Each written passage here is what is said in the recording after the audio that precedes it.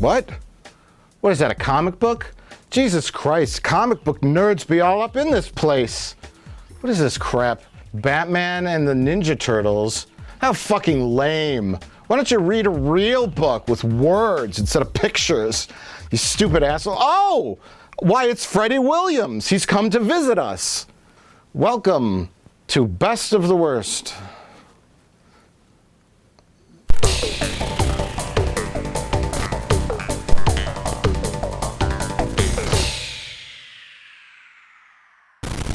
Why, hello, Freddie. Welcome back to Milwaukee. I loved your comic book, whichever one that you drew. Oh, the Batman Ninja Turtle one? Yes, oh, okay. It was excellent. I loved the parts that had Batman in it and the parts that had Ninja Turtles in it. Those are my favorite parts, too. It was very good. It was excellent, in fact. But today, we're here to watch movies. Yes. And this episode, actually, is going to be the first of what we're going to call our selection series. Selection Series episode number 1. And Freddie is going to be our first selector, which means he has chosen the 3 films that we are going to watch today. Yes, super excited about this. You will either have all of the glory or all of the blame. Okay, not as excited about the second part. I don't want the blame. Our first film that Freddie has selected is Biohazard.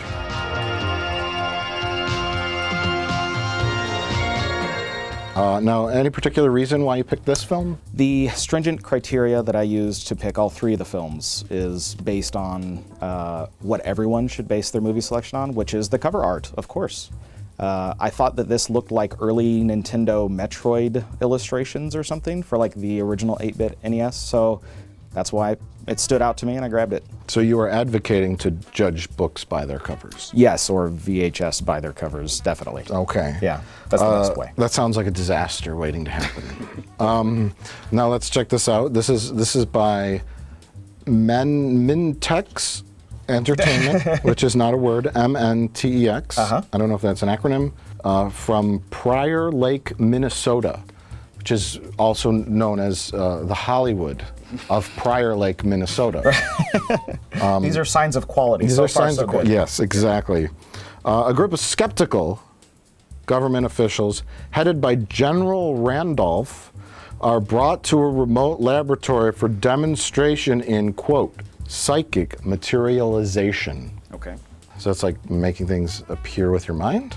That's what it sounds like literally. Yes, yeah, bringing them into reality to materialize. And there's a lady on the back who has like a giant Louis Tully hat on. That looks like Space Girl with the helmet and stuff, so I'm on board for this. But the project scientist had warned that not enough testing has been completed to access safety concerns, which means something bad will materialize, perhaps a biohazard. Her mental energy will receive and transmit to this location anything her mind can attract. This I've got to see.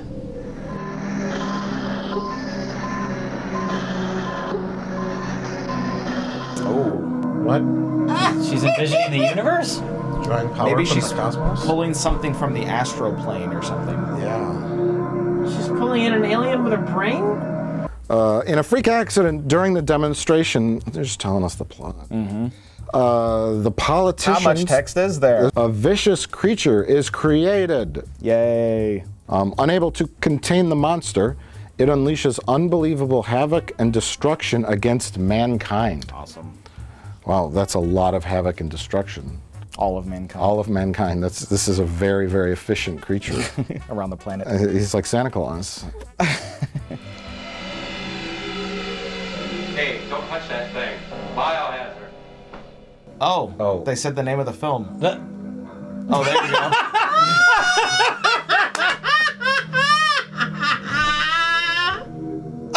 Oh my God. Yes, it's so convincing. Reproducing itself at an alarming rate. Oh my God.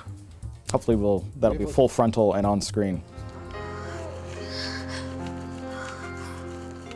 What? Wait. I think we have more of a Gremlins-y situation Okay. where it reproduces kind of like that, as opposed to a sexual act. Right. I was also looking forward to seeing a sexual act with the biohazard creature. Or maybe minds, psychic minds make more biohazards pop up. Materializes multiple Yeah. copies of themselves. We just don't know what to expect with this. And all known weapons seemingly powerless against the creatures. Supper. Now, that's another thing that's got to stop, this drinking. You got your brains all so pickled up that it keeps your liquor now. Oh, God! So that you don't even know how stupid you are and... Oh no! Mess up that truck! The scientists are gravely concerned.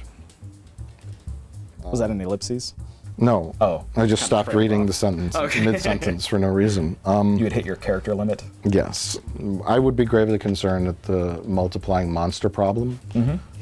Especially when one monster threatens all of mankind. When you have multiples of them, Yeah.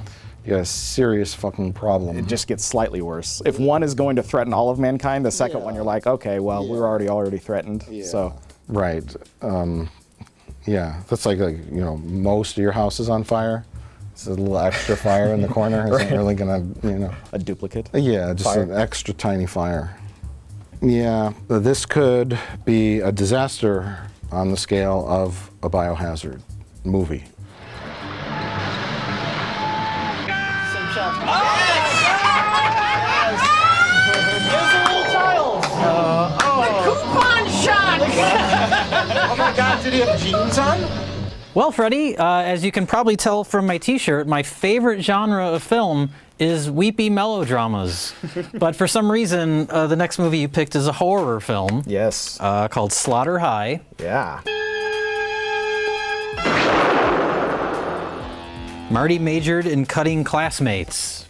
So we're off to a good start. I didn't even read that far. It was just the criteria was awesome box art. This is a good pick. This is I think somewhat of a cult classic, this movie, although really? I've never seen it. Okay. I know very little about it, but why don't you read the box and tell us about Slaughter High? Okay.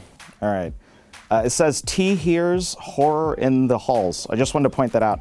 T is very separate from hears. All right. So there's horror in the halls. ... Lynching in the lunchroom, murder in metal shop. Welcome to Slaughter High, where the students are dying to get out. All this stuff is going to be the extent of their creativity with the movie, isn't it? Marty was the nerd everyone made fun of. All the jocks and pretty girls teased, taunted, and tortured him mercilessly. Things went too far when one of their jokes backfired, disfiguring Marty for life. Yes. Oh no! Oh my God! Yes!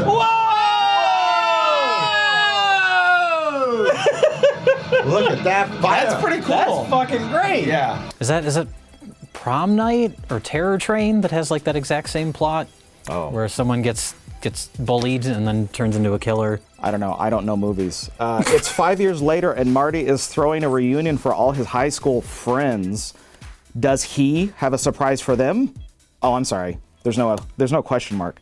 Does he have Oh, so it's like, does he have a surprise for them? Does he have a surprise for them? Okay. The prom queen, the jock, the class clown, the busybody? Yeah, that's like a typical genre of person. Okay. The busybody, the rebel, and a few select others have all been invited to Marty's gala of gore. Holy shit. This is weird. Reminds me of prom night, doesn't it, Joe? Oh, yeah.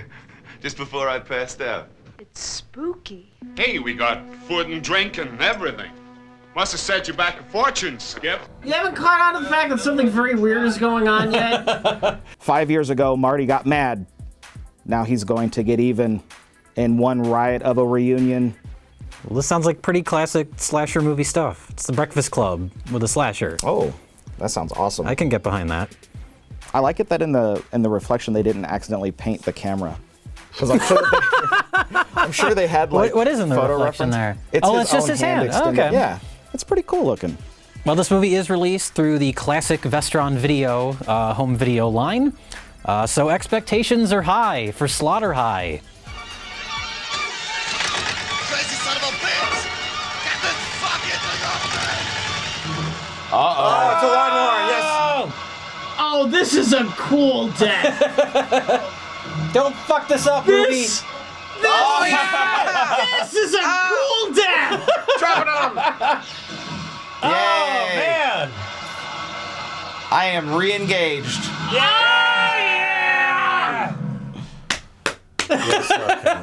Okay, Freddie, so the last tape that you have selected, Yes. so this is all on you, is Kill Point.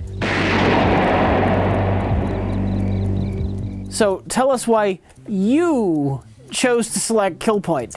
Well, there's one, two, three reasons. I'm gonna have to think of a third. Actually, I only have two. It's one is that the box art is actually pretty cool. I like the painted quality of it, heavily referenced but well executed. And two, the cast. The cast has Cameron Mitchell, and it has Richard Roundtree, and it has other people in it too. Other people. Yeah, other people. But the back of it does have an awesome piece of clip art of a gun. That's not painted. That's cool.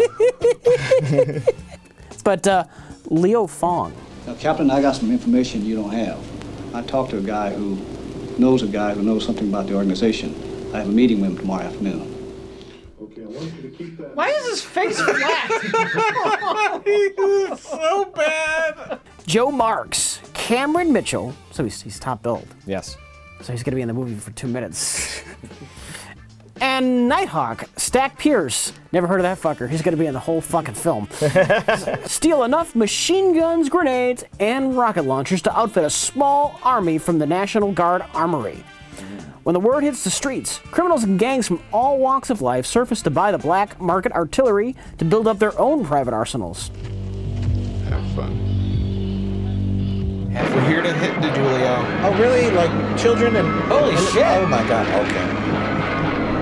Oh, wow. Oh, Jesus Christ.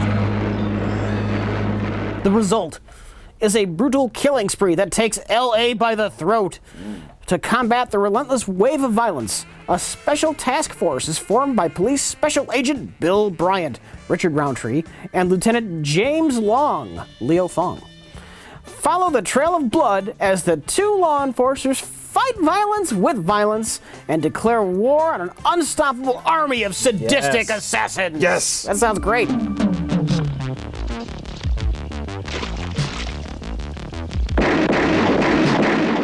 God. That's what I'm talking about. This is That the guy's most awesome. violent movie I've ever seen.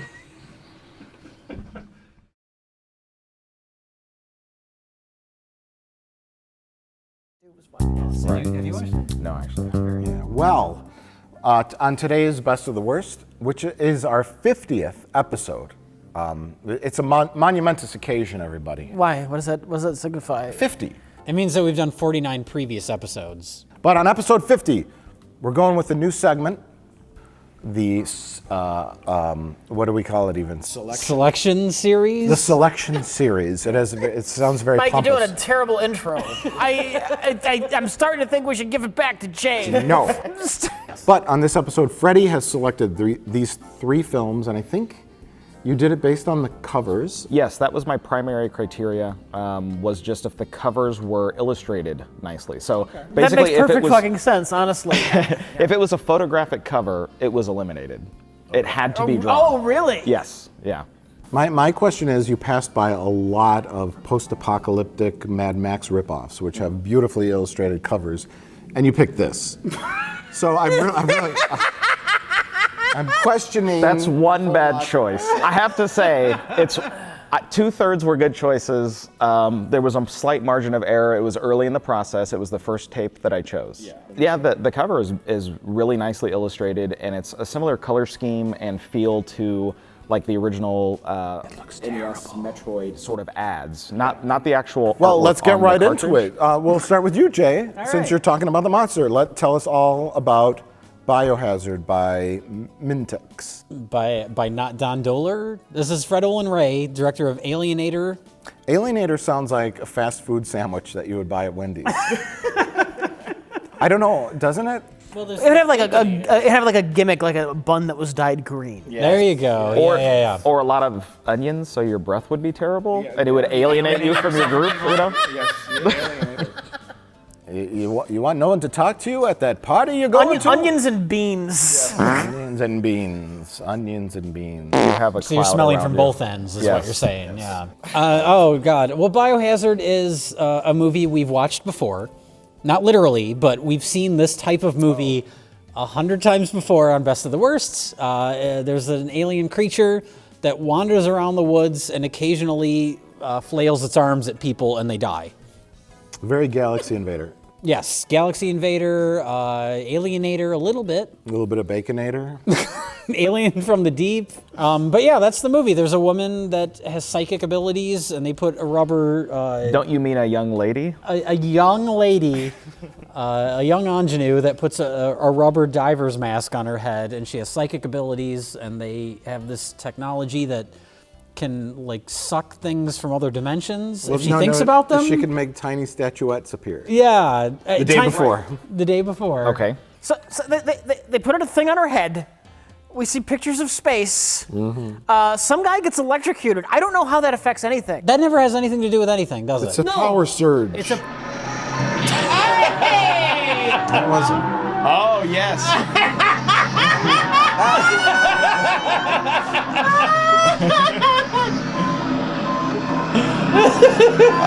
Yes. More sound effects, please. We need something. It's all set up to get an alien in the movie. Yeah. Right. So in the small, cramped control room, there somebody in our group shouted out something about deodorant. Yeah, that was me. And you were prescient because right after that, somebody said, I thought I smelt something. Oh, that was my deodorant. Yeah. So it was a joke for us, but for them, it was serious dialogue, I think. Afternoon, General. Oh my God, how many people can they fit in this frame? I hope everyone's wearing a deodorant. You want to know something, Rieger? What? Your deodorant ain't getting the job done. Hey, deodorant reference, it happened. Well, we all have the power of psychic materialization. Yes. Oh. we think something, and then it happens in the film. Okay. Rich Evans is the strongest. He has the strongest of this power. He has the highest midichlorian count. Yes. Although I'm his Padawan learner, and my poison Pabst Blue Ribbon psychic premonition came true in this, which is rare for me. Yeah, but I'm still learning. I'm still learning the arts. Sure. Pachu Pachawa. But there was a lot of trucks in this film. I'm using my powers to hold you back. To cloud his mind. Because I will only use them for evil. It's for the greater good of the world. I guess it's supposed to be right about here. We've been there. Then we missed it. Hudson, I thought you knew this area. Come on, give me a break. Nobody comes out here. It's like Death Valley. Yeah, what better kind of place to do this kind of shit? Yeah, just exactly what kind of shit am I driving to? Well, I don't know. Well, who has time for coverage? I mean, really. What do you want in a movie? Do you want Well, that grandma certainly didn't have time for coverage. Oh God. It seems clear that she's supposed to be perhaps she's been cast to be a little younger than she is, or she's supposed to be, like nowadays she would be. She's not old, but if she's going to be a love interest to the main character, it's weird that she looks about 20 to 15 years older than him. Well, it's clearly a situation like that where this lady has done a lot of work before. Sure. No one else has worked in this movie ever. Yeah. And so she comes on set, and I don't know how old she was, 40s. It looks something. right, yeah, early and 40s. So she's like, oh, I'm still a young actress, and they didn't want to say like, no, you should play the grandma, whatever. Yeah. The wig doesn't help. And then well, let's put a wig on you. Let's overdo the makeup, and you're gonna play like a sexy young woman, and then it's like, meh. And then we're going to shoot an awkward scene where half of your nipple is hanging out. Yes. Just half of it, which won't translate because we're going to have to censor it. I think that there might have been a deal that Rich could see into the past, and he somehow divined this, that she would only allow them to show one nipple. So the compromise was half of two nipples, right? But it's a pretty awkward, and it's not even lengthy. like a sexy scene. It's her on the phone. Yes. Yeah, it's weird. Right. It's all around weird.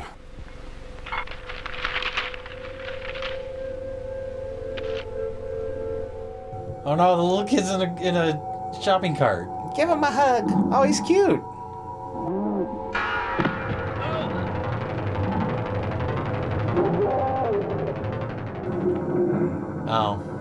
They had the costume. It looked pretty good. Why didn't they show more of the alien? They kept going to shots of the trucks and then shots of the forest and shots of some hobos. They just kept introducing stuff. There's two possibilities. One, it's obviously a child in that outfit. Okay. So you have to work with like weird hours with a kid. Like, kid's got to go to school and he only works so long, so you keep it to a minimum for that reason. Or possibly, I don't know, maybe they're trying to be like Jaws. Less is more. Maybe. Look, I'm Alfred Hitchcock with none of the talent. But the motion of the body and the body language really shouted, I'm a child. I'm a little kid and I can't see in this costume. That's true. The big irony of it is in Alien, they had little kids in the spacesuits to make the sets look bigger. That's true. And in this, they have a little kid in the alien suit. In broad daylight. To make the alien look smaller? Now, it is a nice looking costume, but they fucked up the reveal again and we get another coupon shot. Yes, just, oh, there it is. TM.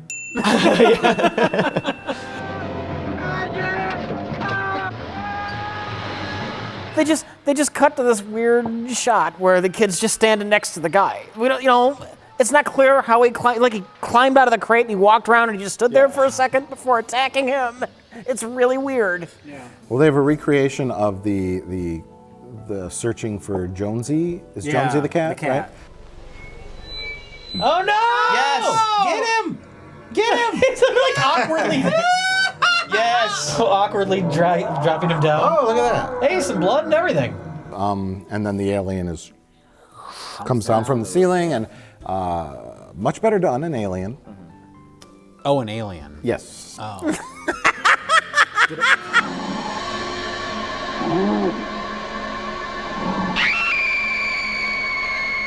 She showed, I think, probably the height of her acting prowess in the bathtub, just a few scenes before that. So you rip open the shower curtain and scare me half to death? It's very confusing because you saw like her whole nipples. It wasn't just like half a nipple. She had a 3-nipple contract and they came in under budget.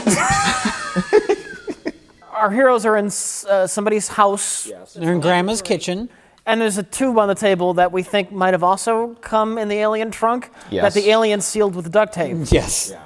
The guy says it may have poisonous gas in it. Then he opens it anyway. Let me hit it with and gas comes out. Let me smack it with the handle of a hammer. And then when gas comes out, we'll just stand here. No, they don't just stand there. He puts his head in there and gets a good face full of the gas. But they do take a precaution when the gas comes out. They go like this. They go.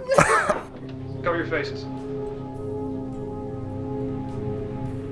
Until they stop doing that. Yeah, and then you can still see the haze of the fog in the background. This tube alien seems completely unrelated. Yes. In a plot line that goes nowhere. Yeah. And just ends. We were anticipating that it would be like Critters, where you have like the bounty hunter alien and then the evil tiny threat aliens. Nope. We were giving it too much of the benefit of the doubt. Yeah. Yeah. Well, look, it takes a lot to get a movie to 90 minutes. Yes. As Can't we you at soon least discover. kill somebody? Just throw. The alien goes like, rah, and then you throw like a blood spatter on the wall, and one of the homeless guys isn't there anymore. Sure. It's something. You gave me something. Do you know where that is? Oh, yeah. You have to turn around and head down the hill. Okay.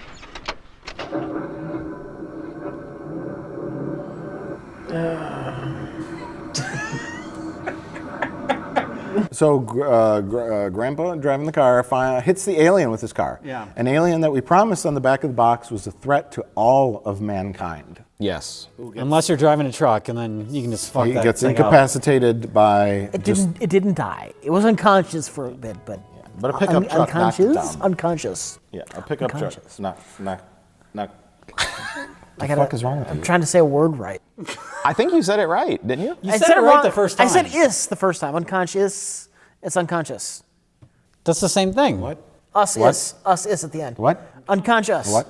Unconscious. See, none of us would have noticed that you said it wrong, but now you've drawn so much attention to it.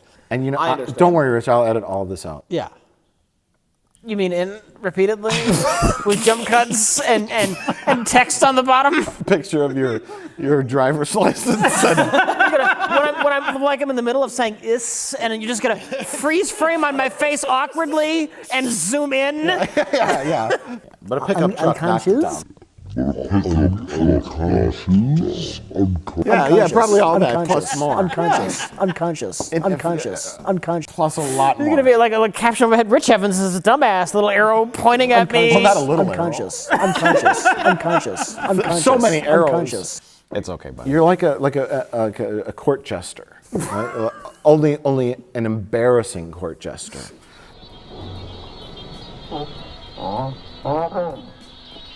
To the sheriff's credit, he did not start firing his gun at the tiny child in a terrible space alien costume because is that a space alien costume? That's terrible. I better not fire at this. It could be some kind of Might thing. be a small child. It could be a small child who's just wearing his Halloween costume. First, the movie takes a moment to let us know that it's a lot better than E.T. Well, what do we got here? Oh. He sure is cute. Oh, we'll just hang him up here so folks can see him. Is this saying on the dumpster that E.T. is trash? Is that what this is saying? And then as he steps back to admire his handiwork, blam, the alien gets him. But not just that, but the alien sees that poster and is like, fuck this poster. Oh, yeah, that's right. Yeah, fuck that movie. Screw E.T. This movie's so much better than E.T. It's the only time he destroys anything collaterally that I'm aware of. Yeah. He destroys the crate that he has to get out of, but other than that... He actively dislikes E.T. Yes.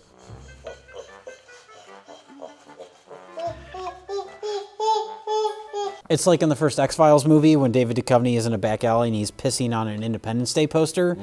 I feel like you can get away with that though, you know? But when you make Biohazard and you're trying to say, fuck E.T., we're better than that. Yeah, fuck you. Maybe One of the most successful movies ever. Yeah, maybe don't do that. So the one plot point that they actually follow through on is essentially the psychic young lady. Young in a cosmic timeline. Okay. Right. Like Age of the Universe timeline. Sure. Big Bang Young. Like Big Bang Young. That could be a porn star name, but she basically, her and Han Solo are able to track down the alien, and because she has the psychic connection, she can find where he's at. They find him in the basement of the antique mall. Well, there's just weird shit everywhere. A bunch of hair dryers. It houses hair dryers, neon signs. a neon sign, and restaurant chairs. Right. Yeah. And then it happens. That's when the alien face hugger, the second one, drops down on Han Solo's nemesis's face.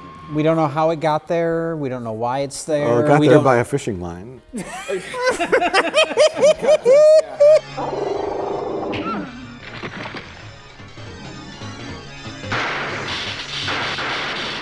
He shoots the alien multiple times, which I think just the force of the bullets push it back. Pushes him back, and then he gets into electrocuted. like a telephone panel. Yes. Yeah, but It happened. We watched it. Well, yes. It was just over. It Well, we ended. should point out this is like 65 minutes into the movie. This happens. Right. Half a nipple booby grandma psychic shows up, and she starts talking all like monotone. The creature was our soldier designed to fight our wars. And I think we weren't really paying attention. But she We'd given up. says something to the effect of, Biohazard creature was our soldier, and this was a test. This was a test. Something, and then all of a sudden, I'm sorry. I'm sorry. What? Oh! Not too bad. Okay. All right. Oh my God! Oh, jeez. I think that's it. Oh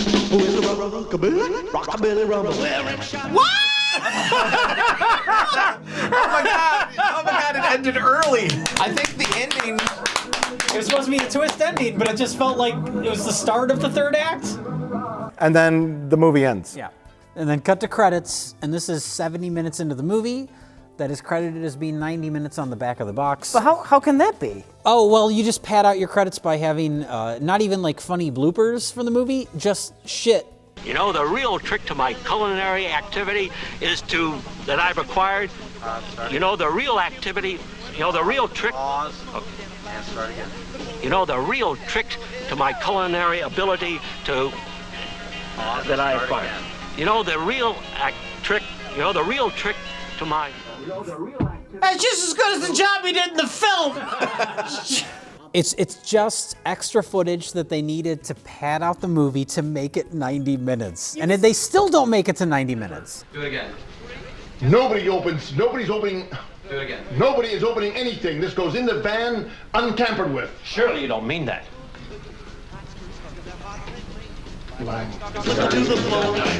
You can do that shit with Burt Reynolds when Dom DeLuise is standing right next to him laughing his ass off. Sure, you want amusing outtakes, not just people fumbling their lines. Yeah, and getting frustrated. Yeah, we were completely baffled.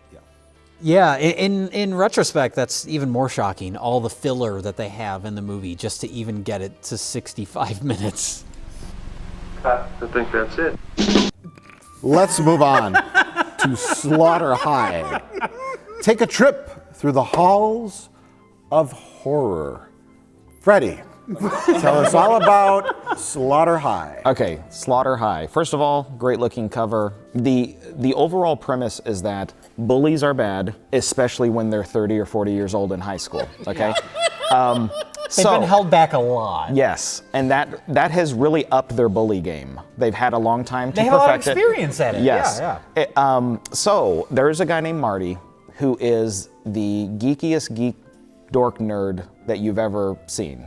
It's not that, Carol. It's just I don't want you to get into trouble. Right off at the very beginning, we know that he's in for it because there is an attractive teacher. Was it a teacher? No, it was a student. She was perhaps 30-ish years old, but she was 36. Okay. That's Caroline Munro from Maniac and Star Crash. She was 36 when they made this movie, playing a high schooler. We thought she was the mother of a teacher. a very pretty woman, but a woman, not a young girl who... She doesn't look 15. She does not look like a high schooler. Well, she's leading Marty on. She's bringing him into the girls' locker room. And this is immediately, we should point out. Right, the we have opening no shot. Introductory scene of any of these characters. Right. But at that time, all of her bully friends... 25 bullies. Yes.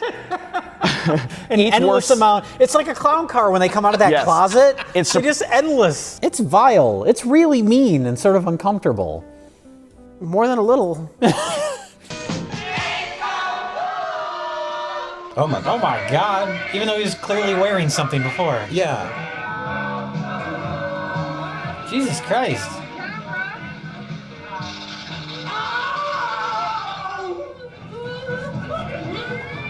What are they doing?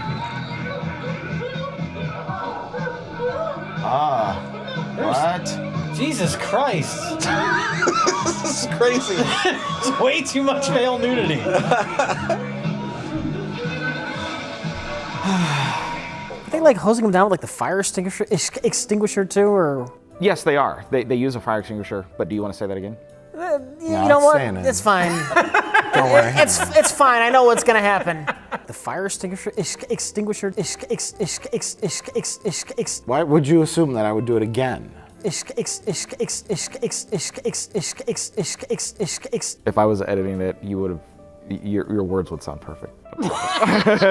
You like awkwardly take out like the vowels that are right and rearrange them. me saying one word would be like 8 jump cuts. Fire extinguisher.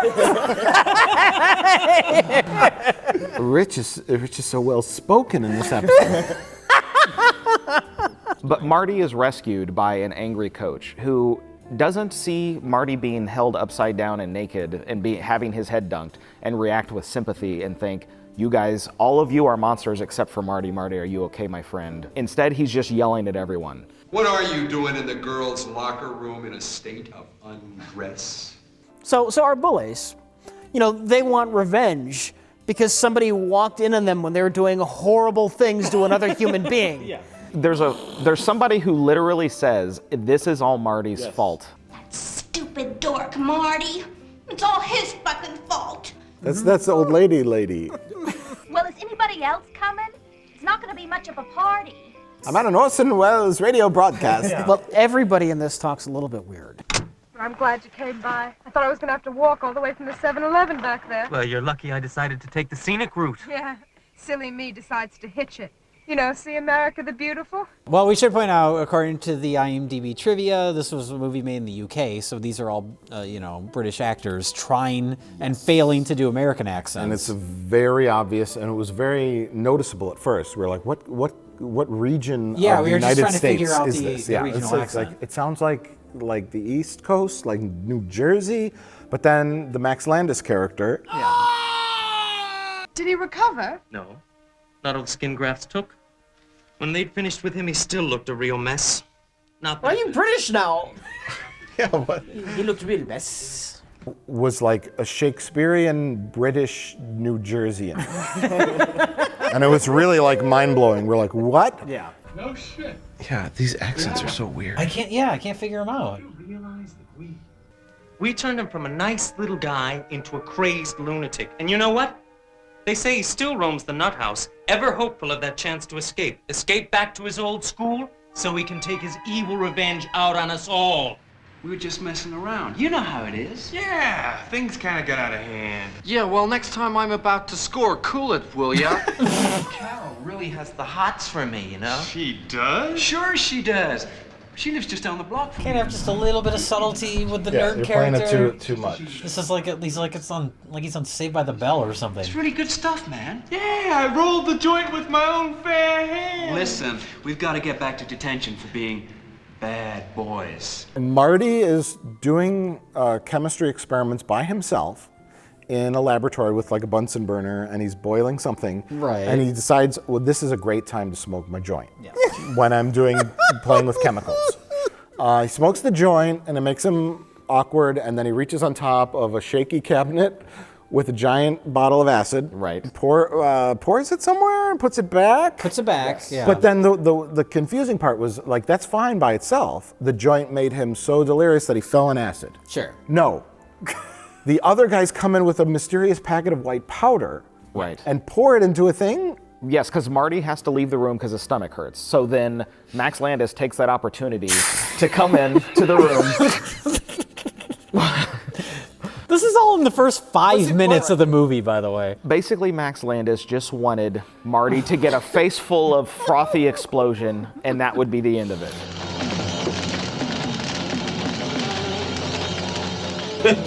There's a third prank after this. This doesn't push him over the edge. That jerk Marty ruined a prank.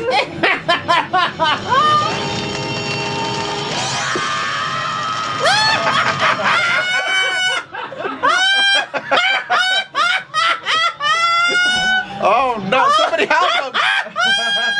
I have never watched a horror movie where I was actively rooting for the monster to fucking slaughter everyone. That's what's weird about this movie, is that the slasher is also sort of the sympathetic character. More than sort of.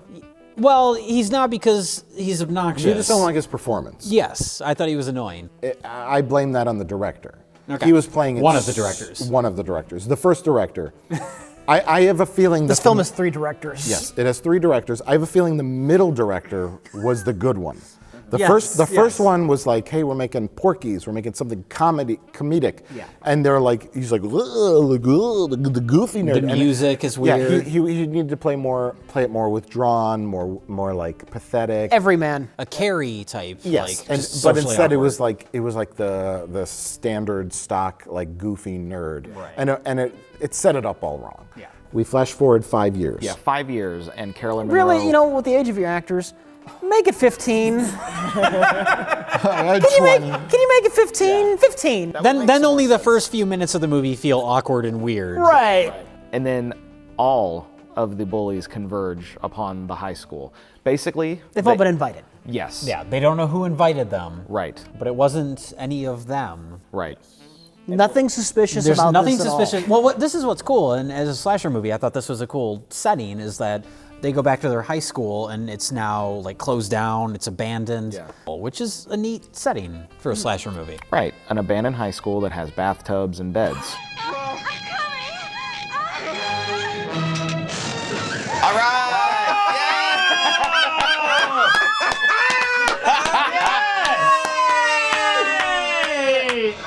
That's great. Bed. Take that. That looked fantastic. That was great. But the first kill is the janitor, right? Who's still there. Yeah. The school's been closed down for 5 years, but now he's the caretaker of this abandoned building? Yes, he's the caretaker because he takes care of the building. He actually says that. He's not doing a very good job. Right, that's true. That Ted's full of shit. Oh, I'm getting bored. Yeah, we gotta get some. Well, we did have a kill. Yeah. But we want to see But it was these kids get killed. Yeah. Oh, if that's filled with poison or something, that'd be cool.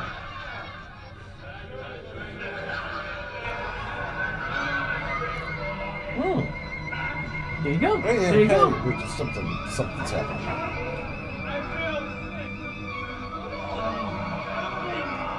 Yes. What? He put some kind of horrible chemical. Chemistry? Because he's a chemist. Oh, that's exciting. Yes. Whoa, this is great. Oh my God. I think I'm gonna throw up. That's great. That was awesome. Guts exploded. And it's set up because Marty's a chemist. Yes, yeah, he understands chemistry. And that's kind of when I was like, oh, okay, this is going to be more than just a generic Friday the 13th clone. And then the movie's like chugging along, and we're really happy with it. Yeah. And there's some innovative kills, and then all of a sudden, It feels like a different movie, and there's 3 credited directors, and I don't think they worked together.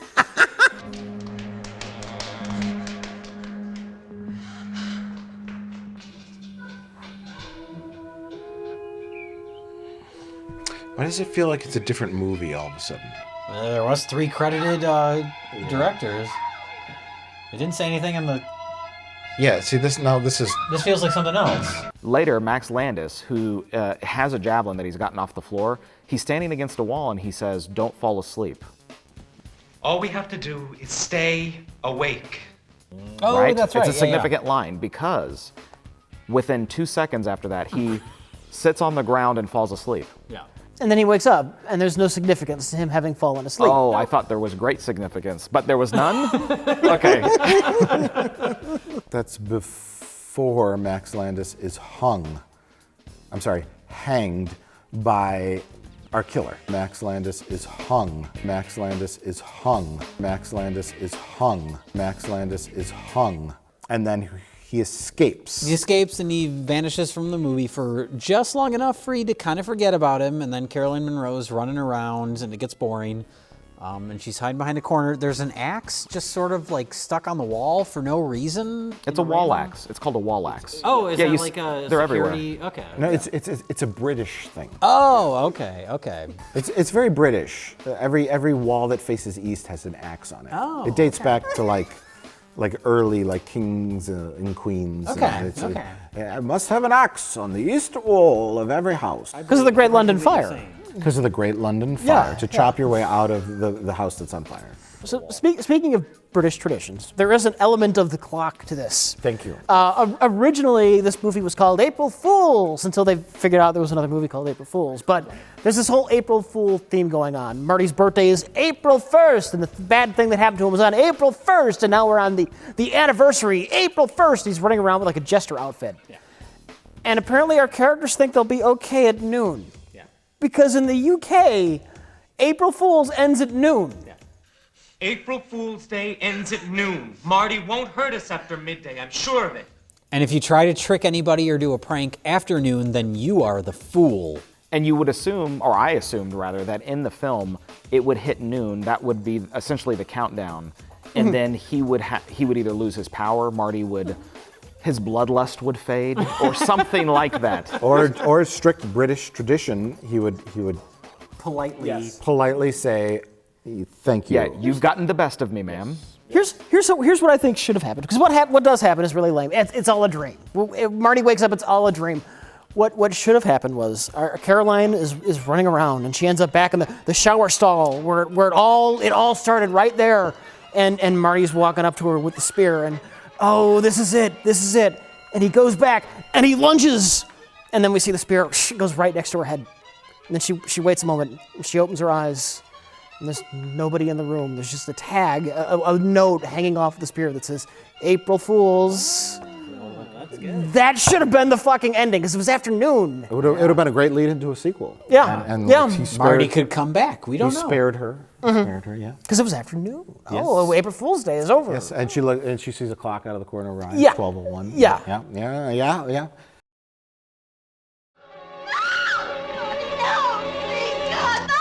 Oh! Or he's just gonna stab her. All right.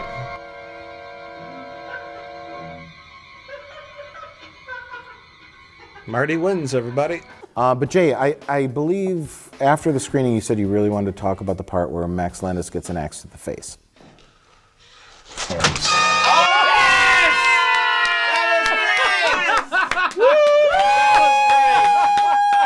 Take that, Max.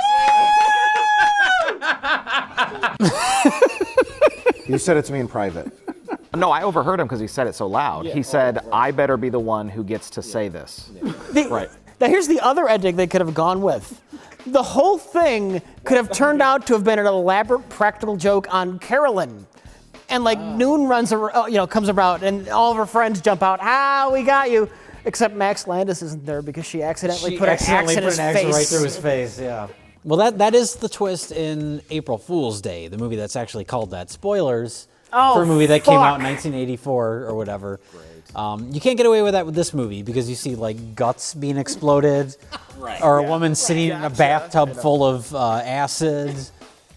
Which she just won't get out of the fucking She will tub. not get out of that goddamn tub. Just fall over. She deserves to die. It's a great scene, but at the same time, it's a terrible scene. Yeah. Because she turns the faucet and like a different colored liquid comes out. You would immediately Right away, like someone else has been killed at that point. I think with chemicals. Yes. And I'd be like, oh shit, this is a weird colored liquid coming out. I'm getting out of the tub right away. Or you know what? Don't take a bath when people are being murdered around you. Well, she has a tiny bit of blood on her chest, Rich. What else is she supposed And to her do? face, right. Yeah. What, is she going to just go like this to wash off her face? Only filthy Americans would just wash their blood off their face. The Brits, a full bath, head to toe. Head to toe, just in case the Queen shows up. Only once a month, though. Only once a month. No. That's brushing their teeth. I was just about to say. Oh no!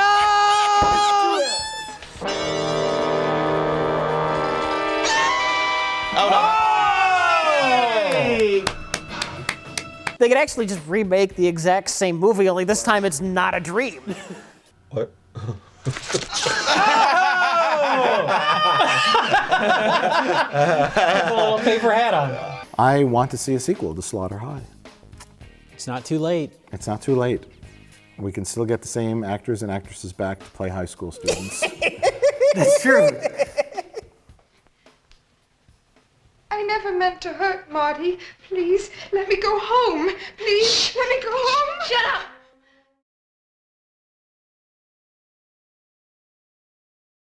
Our next film is Kill Point. Rich, tell us all about Kill Point.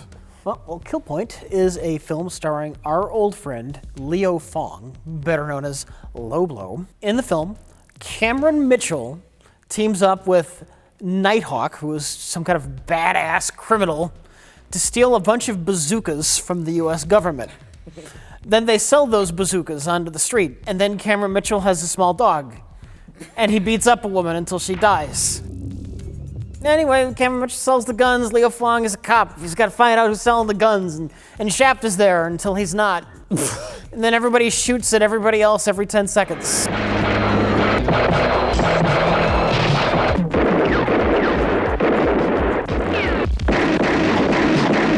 Is Low Blow the protagonist of this movie? No, but in my head, this is the Low Blow prequel, where like a fit, buff Low Blow who's still on the force, he's doing his cop thing before he gets kicked off, and he's kind of depressed for a while, and he lets himself go, and he gets fat and lazy, and he has to start up a detective agency to make the ends meet. Sure. And somehow he unlearns how to drive.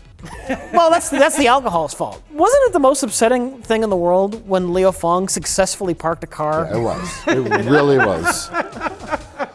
If you're confused at all about what we're talking about, check out this episode. And don't forget to click subscribe and like. Smash that like button. Smash that like button and follow us on Twitter and Facebook and Instagram.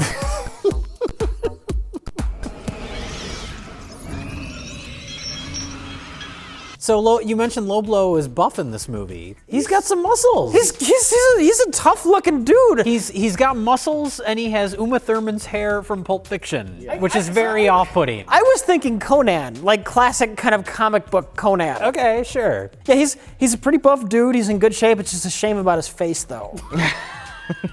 He's a butterface. Did you say he's a butterface? Did you call Low Blow a butterface? Rich doesn't know what that means. I don't know what that means. No, see, he doesn't.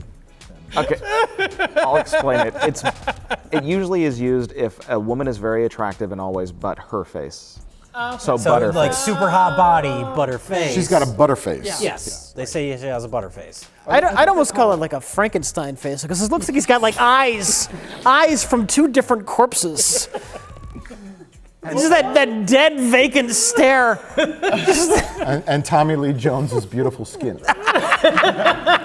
And there are some deep, lingering, luscious close-ups of his face in this condition. Yeah. Yes.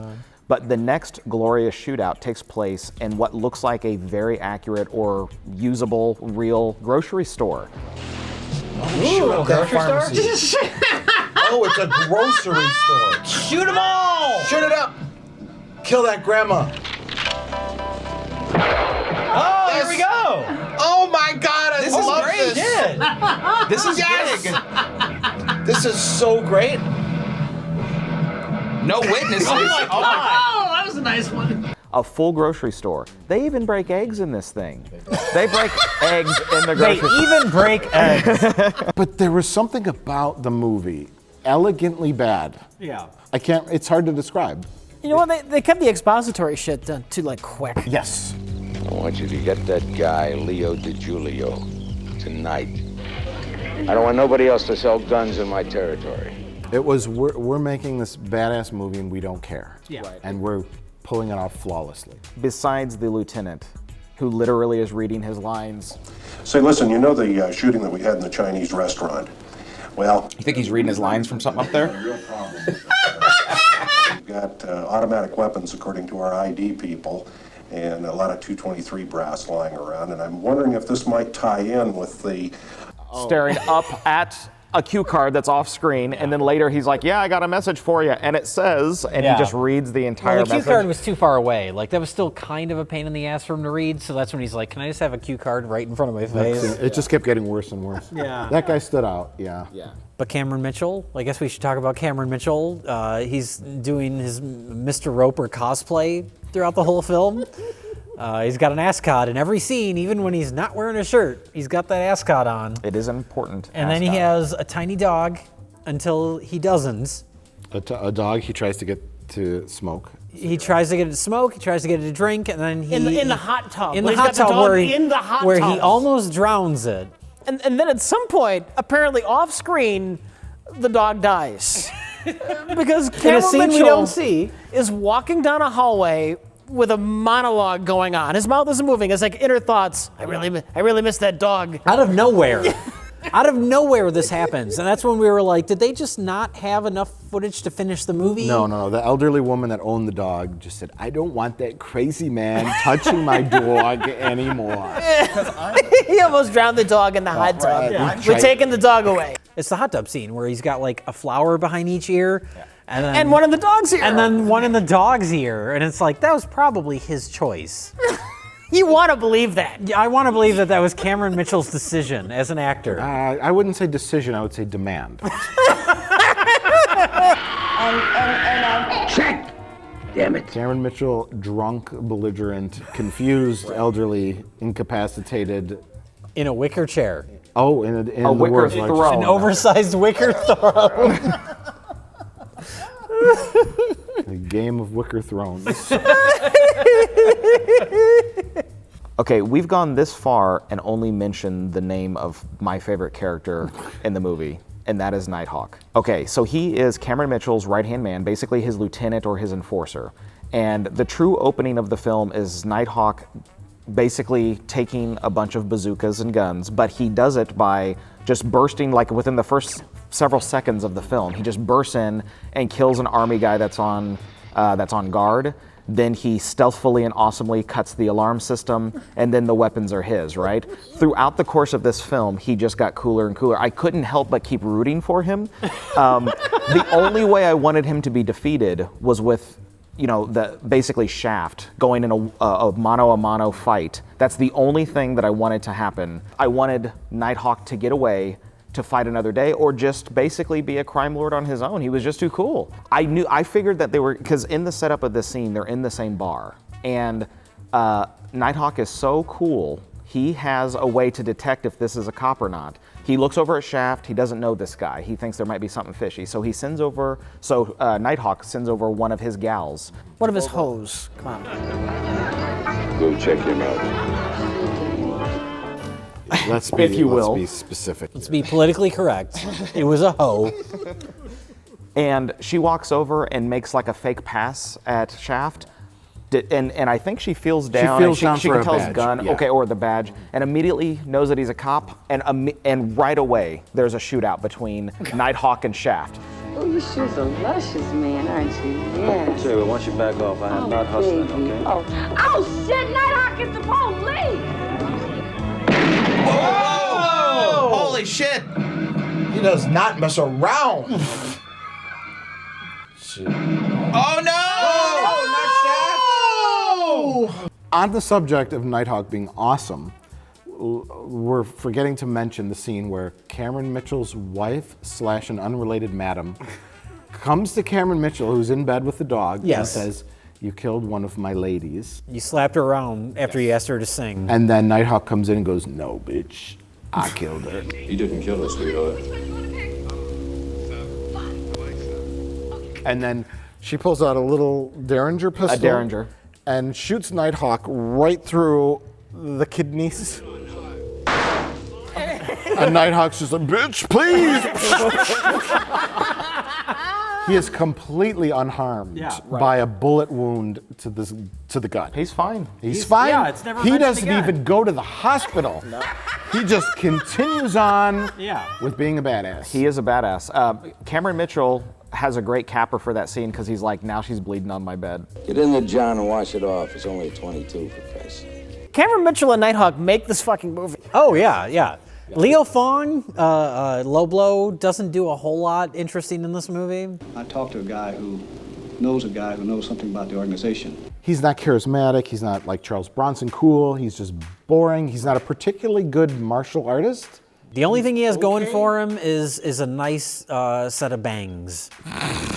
No, but in this film, they used at least 3 racial slangs against him. It was always either Nighthawk or Cameron Mitchell, which was unusual to hear. But it's like they I think there was even a scene where they just had to like dig it in just at the end, and it was like, okay, that's it, now you can go. The man asked you a question, Chinaman. I got everything you need, Chinaman. You chinks gonna take over. It's like they just kept throwing it out there. I think Cameron Mitchell was just like, keep rolling until I get everything I want out of the scene. Yeah, he was just ad-libbing. We'll call you. Slant eyes. He was just getting back at them for WWII. I lost so many friends in Iwo Jima. I gotta get it all out in this picture. I'm a fourth generation American. I don't care. Slant eyes. You got the eyes, boy. The booze is talking. The booze and the bad memories are talking. Oh, the booze is really kicking it now. So the guy that Low Blow beats up and then puts into the insane asylum padded cell, that guy was wearing my jacket. Oh, that's the way that I identified him and remembered him so fondly. He was wearing that jacket. He got hit by a car by Low Blow, knocking him down. Yes. It was almost like it was actually a Low Blow movie for a second. Yes. Because he hit somebody with his car on accident, who just happened to be a criminal. Happens to be coming around the corner at the right moment, and then gets out and they start kicking and punching, and Low Blow punches him so hard that the shoulders on his shirt rip open. Cameron Mitchell has his weird monologue where you can't understand what he's saying. Oh, where they just filmed footage of him and came up with dialogue later? Yeah. He's walking for a few minutes, and we can't really hear what they're saying because the tracking on our copy was just garbage. But maybe we can find clean audio somewhere. We'll have this beautiful Cameron Mitchell monologue. We'll get the Kill Point Blu-ray. I can't wait to hear it. But I can't wait to hear the movie. From now on, it's me, alone, nuts or otherwise, against the whole friggin' world. Cameron Mitchell walks to like the limo that Nighthawk is in, and the monologue, what I could make out is, I'm gonna run this empire on my own. It's just gonna be just me. And he's ordering a headstone for his dead dog. I want you to get a tombstone for the little dog, a nice one, okay? With her name and the day you know what I mean. And then at that moment, Nighthawk is fed up. And Cameron Mitchell's talking about his dog headstone while the window is slowly going up. And he doesn't even think to move his fingers, just... The look on his face. He's gonna kill Cameron Mitchell. Oh, she's gonna do it. Oh. Yeah. But you move your hands! Oh, fuck! Oh, no. Oh,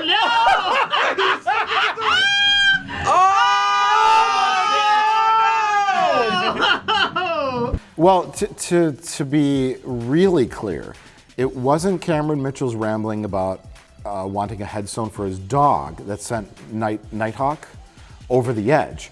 It was the prior scene when Cameron Mitchell is in like a diner, and there's a waitress who is babbling.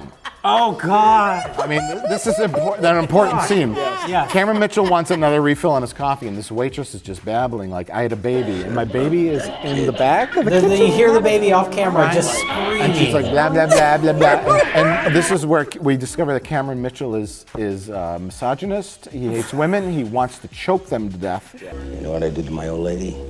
I slapped her. She says I hate crying women. And it keeps like building up, building up, building up. And we're like, shut up, that kid. Another thing. This is gonna be the greatest Cameron Mitchell moment ever. Come on. Oh, tape don't mess up. We found ourselves rooting for Cameron Mitchell to murder a woman and a baby. That's the dark place this movie took us. We're like, this is going to be the definitive Cameron Mitchell scene. Yeah. This is going to define him. It's getting louder! Come on, Cameron. Don't let us down. Come on. Come on! Come on! Come on! You can do it! You can do it, You can do it, Cameron! It would have been like the final boundary if he had crossed this finish line. Yeah. Do it. Do it. Fucking kill that baby. Kill that baby. Kill that woman. Close up of the mouth. Shoot the kid. Shoot the kid. And then he kills her by shoving her fingers in the cash register. Yeah, and then I think he chokes her. He chokes her. And then Nighthawk's something like, oh God. When he walks in, you can tell he's just like, I've got to clean up this mess. Yes, I've got to clean up this mess now. And then that leads into Cameron Mitchell getting his fingers crushed in the limo window, and Nighthawk has had enough. So then we get a bunch of shots of people on rooftops shooting guns.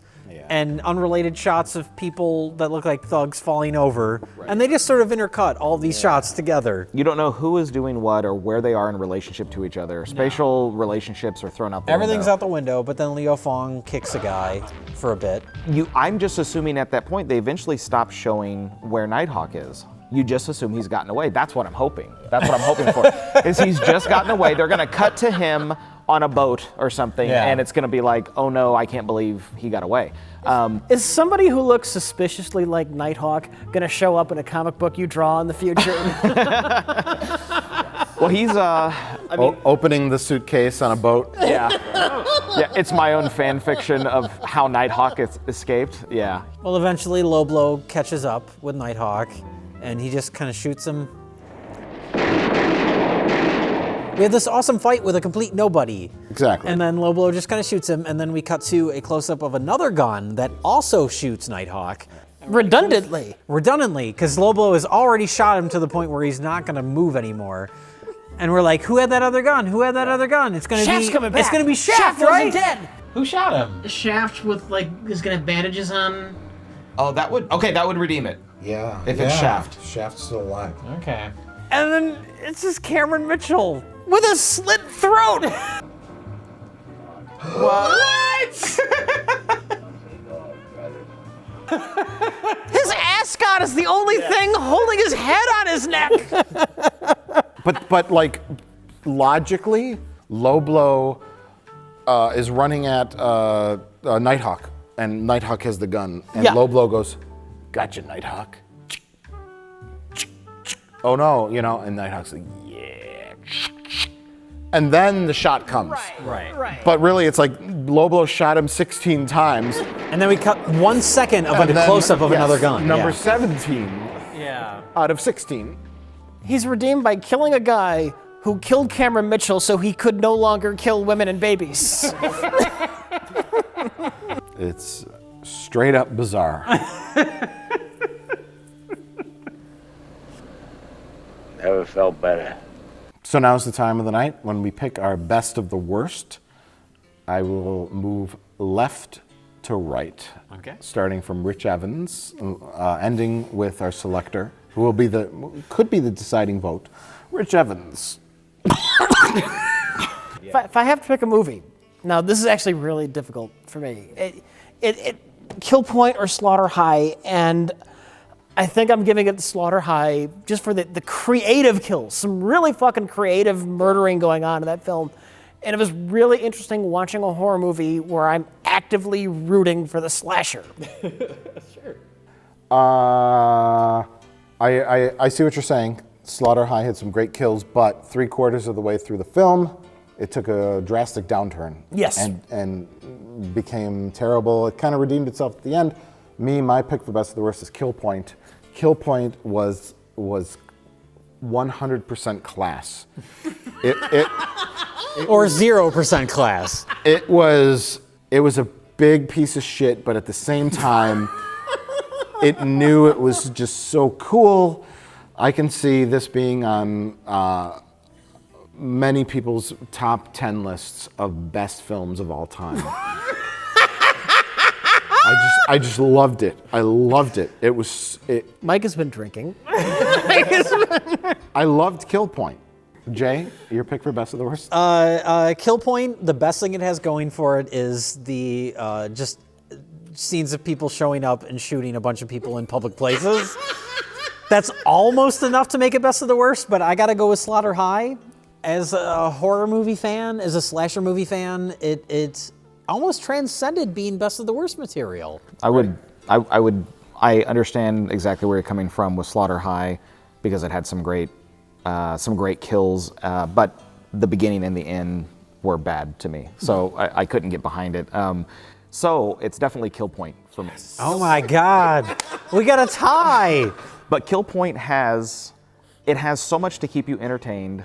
And I never thought I would be rooting so hard for Nighthawk. I just didn't. Now, as soon as I saw him on the screen in the very opening shot, I thought he just looked so intense.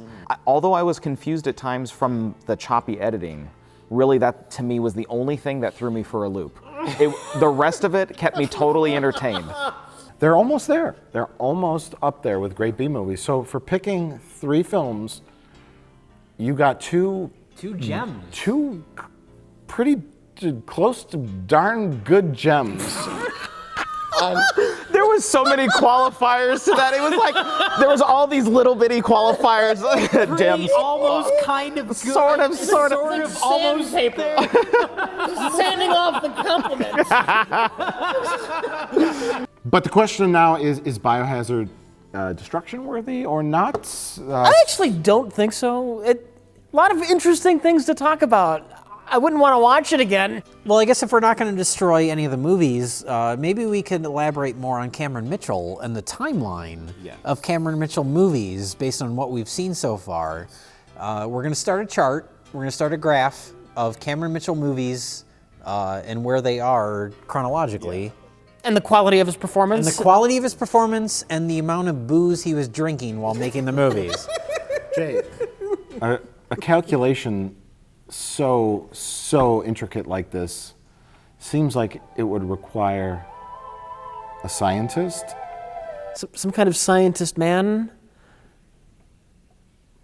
Too much? Hello, it's me, Scientist Man. I've compiled an easy-to-understand graphic for you, the viewer, that illustrates all of Cameron Mitchell's film roles as seen on the flop internet program Best of the Worst. Here is my chart.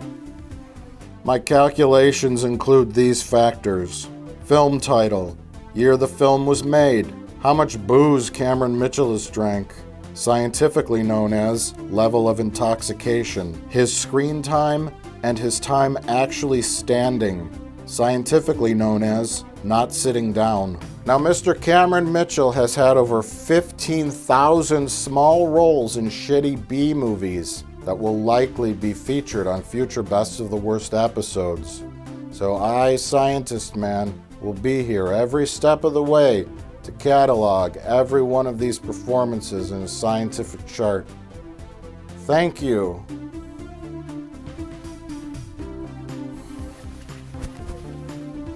Oh!